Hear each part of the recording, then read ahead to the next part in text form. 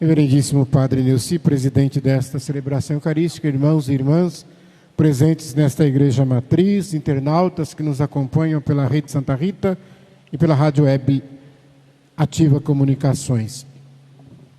Nesta semana, mais precisamente no dia 2 de fevereiro, nós celebrávamos a Festa da Luz.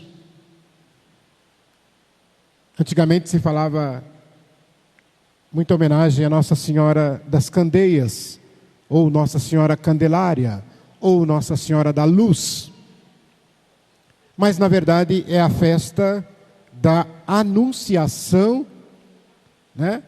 Quando Simeão, na apresentação de Jesus no templo, melhor dizendo, a apresentação, a profetisa Ana, naquele momento, profetizam muitas coisas sobre Nossa Senhora, sobre Jesus, motivo de queda, de seu erguimento. Mas quando ali nós celebrávamos aquela festa da luz, vem a liturgia desse domingo, e eu lembro que também, só para fazer um parênteses, naquele dia estávamos na Catedral em Ribeirão Preto, celebrando também o dia da vida consagrada. Os consagrados e consagradas chamados a ser luz no mundo.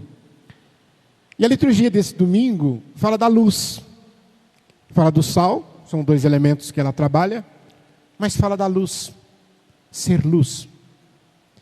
E é por isso que, na profecia de Isaías que nós lemos, ele vai dizer que a justiça de Deus caminha diante de nós e a sua glória segue a nossa retaguarda.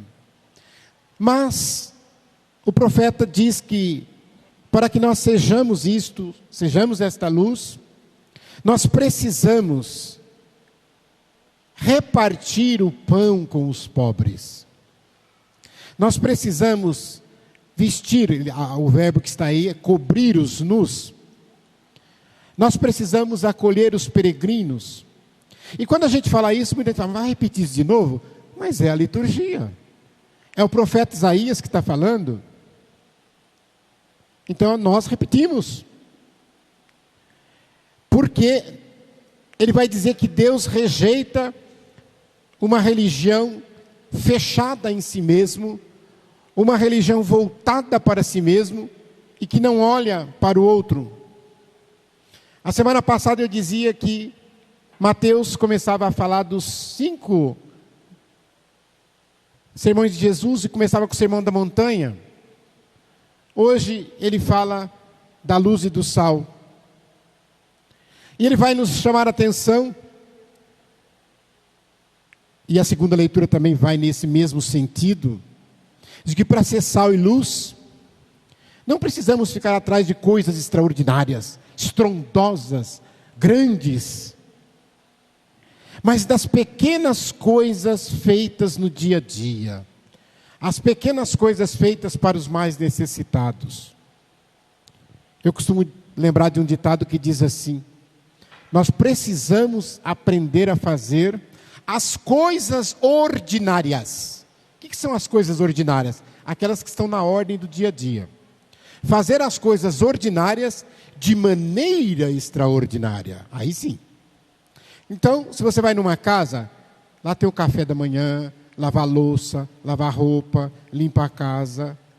São coisas ordinárias que se faz todo dia. E temos que fazer isso de maneira extraordinária. Se você é professor, dar aula para você é uma coisa ordinária, mas você deve dar aula de maneira extraordinária. Nós que somos ministros ordenados da igreja, celebramos, presidimos um monte de coisa, mas nós não podemos fazer disso uma rotina. Cada celebração nós temos que tentar fazer de maneira extraordinária. Então assim é que nós vamos nos tornando luz. Uma outra coisa, nós também precisamos tomar cuidado para que não pensemos que a religião deve ser constituída como se fosse de uma casta de pessoas privilegiadas. Porque e quando eu falo isso, não vamos olhar só para as outras igrejas, não, né? A gente já pensa na igreja tal, a igreja tal. Não, vamos olhar também para a nossa igreja católica. Tem muita gente dentro da igreja católica que se acha uma casta, acima de todos os demais. Às vezes tem alguns que até se tornam dono do Espírito Santo. Tem que tomar cuidado com isso. Eu lembro que Santo Agostinho, não vou contar a história toda, mas ele dizia nos seus desertos, e ele falou que o que mais difícil foi no deserto, foi que lá vinham os anjos e vinham os demônios. Os demônios para atormentar e os anjos para consolar. Aí a pessoa que estava dialogando com Santo Agostinho diz: ainda bem, Agostinho. Mas se os anjos vinham consolar, qual é a dificuldade? Preste atenção no que Agostinho respondeu. A dificuldade era saber quem era anjo e quem era demônio. Santo Agostinho está falando isso. Então a gente tem que tomar muito cuidado. Porque nem tudo que reluz é ouro. Então às vezes a lábia que vem, a gente vai sendo enganado. Vamos tomar cuidado com isso. Depois o apóstolo Paulo, na primeira carta aos Coríntios, ele se apresenta na sua fraqueza, nas suas limitações, justamente para dizer, olha que coisa bonita, a palavra de Deus, ela age por si mesma. A força é da palavra de Deus. A força não é minha. A força não é de quem está falando. Dá aquela sensação, quando a pessoa pede para você, reza para mim. Aí você impõe a mão nas pessoas, você fala, meu Deus, eu estou em pecado, essa pessoa não vai ser curada. Ué, você está achando que é você que vai curar? Não é você que vai curar. Ah, você pode ser um cano furado, um vaso quebrado, mas Deus usa como instrumento.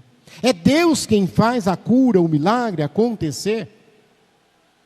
A gente precisa começar a entender essas coisas. Então o apóstolo Paulo está dizendo assim, eu não vou usar a minha eloquência para dizer que eu converti as pessoas porque eu falei bonito. Imagina se fosse, falar assim, pela minha beleza vou converter. Vocês estavam perdidos, né? Não tem nada de bonito aqui. Mas a gente tem que prestar atenção nisso. Porque enquanto nós não reconhecermos o nosso nada, será impossível reconhecer o tudo de Deus. A gente só reconhece o tudo de Deus quando reconhecemos o nosso nada. E é isso que Paulo faz. É isso que Paulo está falando para nós. Meus irmãos, entregar tudo nas mãos de Deus, confiar plenamente em Deus, não é tão simples, não é tão fácil. Porque o mundo vai ao contrário. Uma senhora tinha lá uma porção de arroz, uma porção de feijão, que dava para fazer comida para aquele dia, e chegou um camarada e disse para ela, meu Deus, a senhora só tem isso para hoje? E amanhã? Ela respondeu, amanhã está nas mãos de Deus. E ela estava tranquila, ela tinha para hoje. Será que a gente consegue isso? Isso é confiar em Deus. Como Deus vai fazer, eu não sei, mas Ele vai prover. Isso é muita confiança. Nós precisamos aprender a fazer essa experiência, porque a gente coloca a nossa confiança no restinho de dinheiro que tem no banco, minha mãe que tem uma sobrinha, a gente coloca a confiança nos amigos, então quando a gente tem um problema, a gente vai atrás de tudo isso, a gente gasta todo o dinheiro, os amigos vão embora, etc, tal, aí a gente vai atrás de Deus, nada deu certo, então vamos buscar Deus agora. Não, temos que buscar Deus em primeiro lugar, em primeiríssimo lugar. Quando Jesus diz, brilhe vossa luz diante dos homens, para que as vossas obras façam com que as pessoas glorifiquem o Pai. Que as pessoas olhem para você e dizem, aquela mulher, aquele homem é bom, faz coisa boa por causa de Deus. Glorifico a Deus na vida dele. Olha o que Deus está fazendo na vida dele. Para ele se entregar. Né? Você já parou para pensar, na nossa igreja, por exemplo, quantos agentes de pastoral são anônimos, despercebidos, que você nem conhece, você nem sabe que existe, mas eles são luz, eles são sal na vida de muitas pessoas. Só vou citar uns exemplos. Imaginem vocês, aqueles agentes da pastoral carcerária. Toda semana, eu e o padre Neuci participávamos. Eu faz um tempinho, depois da pandemia ficou proibido, eu não voltei. Preciso voltar. Mas veja bem, toda semana vai lá levar a palavra de Deus, levar a Eucaristia. O padre confessa os presos, conversa com eles. Ninguém vê. Aliás, até porque nem pode ter celular, fotografia, né? Nós temos aqui na nossa arquidiocese, eu falo que é um santo homem, Padre João Ripoli. Não sei se alguém aqui conhece. 87 anos. Esse homem visita de 3 a 4 estabelecimentos penais por semana, celebrando a missa, confessando e levando a palavra de Deus. 87 anos, doente. Anônimo. Isso não aparece na Globo, em lugar nenhum. Depois, aquelas senhorinhas da Pastoral da Saúde, que vai na casa do doente rezar, o ministro que vai lá levar a Eucaristia, andando pela rua com Jesus Eucarístico, ninguém nem sabe. Vai lá, ninguém sabe. Se fizer, está errado, mas eu nunca vi. Já pensou? Uma ministra da Eucaristia de jaleco, da Santa Rita, pega o celular e fala assim: meus amigos, vou fazer uma live aqui, vim trazer a Eucaristia, Jesus Eucarístico. Já pensou? Não é para aparecer que a gente faz. Outra coisa, os vicentinos, a Pastoral da Criança, eu poderia ficar aqui o dia inteiro citando. Anônimos, fazendo bem, sendo luz, sendo sal, sendo fermento na massa, levando consolo e conforto para estas pessoas, graciosamente, porque tem gente que pensa que a gente tem salário. Eu falava ontem, né? Às vezes tem gente que está sentada, olha assim, ó, aquelas de branquinha ali em cima, devem ser os maiores, as ministras do padre, devem ser os maiores salários da paróquia, né? Aqueles, então, acólitos, vixe, ganha bem pra caramba. Essas aqui que faz leitura, ganha tudo. Você está ganhando bem? Não, gente, é de graça. É graciosidade. É ser luz, como Jesus é luz e não cobra nada para nós. Você pode passar despercebido para o mundo, mas para Deus você não é despercebido. Porque Deus está vendo o que você está fazendo. Esses agentes também não fazem troca de proselitismo. A igreja condena isso. O que é o proselitismo? É quando você faz o bem para uma pessoa, pedindo para ela adotar a sua fé. Por exemplo, eu te dou uma cesta básica se você for na missa. Isso é pecado, viu, gente? Dá a cesta básica. A gente tem que fazer a caridade, estender a mão. Não importa se a pessoa é católica, se ela é protestante, se ela é espírita, se ela é ateu, se ela é à toa, não importa. A gente tem que fazer o bem.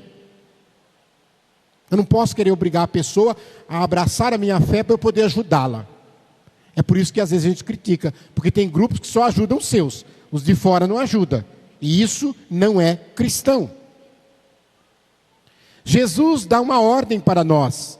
Se nós somos discípulos e missionários, a nossa luz precisa brilhar. Mas aí eu pergunto, nós temos luz? Não. Nenhum de nós tem luz. Mas o nosso Deus é luz. Seria como se eu dissesse, imaginem vocês estando lá no meio do mato, uma noite de lua cheia, e quando você olha para o céu, o que você vê? Aquela lua brilhante, ela ilumina tudo, a gente consegue ver muita coisa à noite, quando a lua está cheia, e ela brilha. Aí eu pergunto para vocês, a lua tem luz? Tem luz a lua? Tem? Não. Ah, mas como é que ela está toda brilhante? É a luz do sol. Então você, nós não temos luz. Mas se deixarmos a luz de Jesus se refletir em nós, nós vamos mostrar para o mundo a luz de Cristo. É isso que Jesus quer dizer quando ele fala para que a gente tem que ser luz para iluminar o mundo. Ah, mas eu sozinha não vou conseguir iluminar o mundo. Realmente não vai. Mas se eu for luz, o outro for luz, o outro for luz, a gente vai iluminar muita coisa. Vocês lembram da vigília pascal, quando a igreja está fechada, com o povo, todas as luzes apagadas, e todas devem estar apagadas, e entra por aquela porta o círio aceso, simbolizando Cristo ressuscitado, aquela grande chama de luz, tudo no escuro. E aí nós começamos a acender as nossas velas na luz do Cristo, e aí toda a igreja fica iluminada, fica clara. Então, se nós cristãos realmente formos luz, a gente pode até não iluminar o mundo inteiro, mas a gente com certeza vai iluminar a vida das pessoas que estão ao nosso redor, a começar pela nossa família. Você pode, meu irmão, minha irmã, não mudar o mundo inteiro, mas o mundo de alguma pessoa você pode mudar. Você não pode dar um prato de comida para todos os famintos do mundo, mas para aquele faminto que está perto de você, se você der um prato de comida, você fez a diferença na vida dele. É isso que nós temos que pensar. É isso que Jesus está dizendo em ser sal e em ser luz. E para cumprir esta missão de ser sal e de ser luz do mundo, nós devemos entender por que Jesus usou sal e luz. Algumas funções. Eu posso até lembrar aqui. Vamos começar pela luz. Toda luz produz calor. Vai colocar a mão perto de uma luz, você vai sentir o calor. Então, quando Jesus está dizendo para ser luz, significa o seguinte, que nós devemos aquecer os corações das pessoas. Assim como aqueles discípulos de Emaús caminhavam com Jesus e ele dizia, o nosso coração ardia, queimava quando ele falava. Então, onde quer que nós estejamos, as pessoas possam sentir, seja no nosso abraço, no nosso falar, esse calor da nossa luz de Cristo que está em nós. A luz é energia, que a gente possa ser essa energia na vida dos nossos irmãos e irmãs. A luz é brilho, é claridade que apaga as trevas. Aonde tem luz não tem trevas. Se você é luz, as trevas vão afastar de ti. Aonde você for, você vai iluminar com a sua presença. Repito, não pela sua luz, mas pela luz do Cristo, que você é discípulo. E a luz é vida, meu irmão. Luz é vida. Porque sem luz, nós não teríamos fotossíntese. Muita aqui já estudou na escola, sabe o que é isso. E sem fotossíntese, nós não teríamos vida na Terra. O planeta Terra seria inabitado. Todos nós morreríamos. Então, ser luz, Jesus usou o exemplo da luz por causa disso. Porque Ele é a verdadeira luz. E quando chegamos para encerrar, falar do sal. Quais são as funções do sal? A primeira delas que a gente sabe, o sal dá sabor na alimentação. Mas para dar sabor, o que o sal faz? Ele desaparece. Olha que interessante a lição do sal. Ele some. Então significa também nós sermos sal, a gente desaparecer para que o Cristo apareça, como João Batista falou. É preciso que Ele cresça e que eu desapareça. Segundo, o sal conserva. Eu não sei se vocês sabem, o sal é um excelente conservante. E olha que eu estou falando do sal que a gente conhece da cozinha, mas tem vários tipos de sal, viu, gente? Mas vamos ficar com esse aqui, o cloreto de sódio. Se você pegar uma carne, pega lá um pedaço de colchão mole, sei lá o quê, pendura lá no sol, lá fora, para fazer uma carne seca, gostoso, né? O que vai acontecer com essa carne? Vai apodrecer, vai feder. Mas se você passar sal, ela não vai apodrecer, ela vai se conservar. Porque o sal conserva. Então é conservar a fé em Cristo Jesus. É conservar a luz de Cristo em cada um de nós. E outra coisa que interessante, o sal, ele afasta o mal. Porque nem mosca chega perto. Mosca não senta em sal, gente. Não sei se vocês sabiam disso. Se você for sal, vocês podem ter certeza que as moscas vão fugir de você. O sal também remove o mau cheiro. Quantas mulheres não sabem disso, né? Junta com outros produtos, sei lá, com detergente, com limão, com vinagre, sei lá o sal para jogar no ralo da pia, para tirar o mau cheiro e dissolver a gordura. O sal tira mancha de suor das roupas, olha que coisa. A mancha significa mácula, significa pecado na teologia. Por isso que a gente fala que Maria é imaculada, sem mancha. E o sal tira a mancha, olha que bonito. O sal também tira a mancha de móveis, mofo das paredes. Olha quanta coisa bonita, o sal limpa, purifica. E por fim, o sal é remédio. Quanta gente usa o sal em várias fórmulas de remédio, mas uma delas que a gente mais conhece é juntar com a água morna, que até os médicos orientam a fazer isso, fazer gargarejo para a garganta. Então veja bem que quando Jesus disse que você tem que ser sal, que você tem que ser luz, lembre-se dessas funções do sal, lembre-se dessas funções da luz. Se você está sendo aquele que afasta o mal, que cura as pessoas, se você está sendo remédio, se você está sendo imaculado, se você está sendo realmente aquele que tira as pessoas das trevas, é esse o sentido de toda a liturgia que celebramos hoje. Louvado seja nosso Senhor Jesus Cristo. Seja louvado.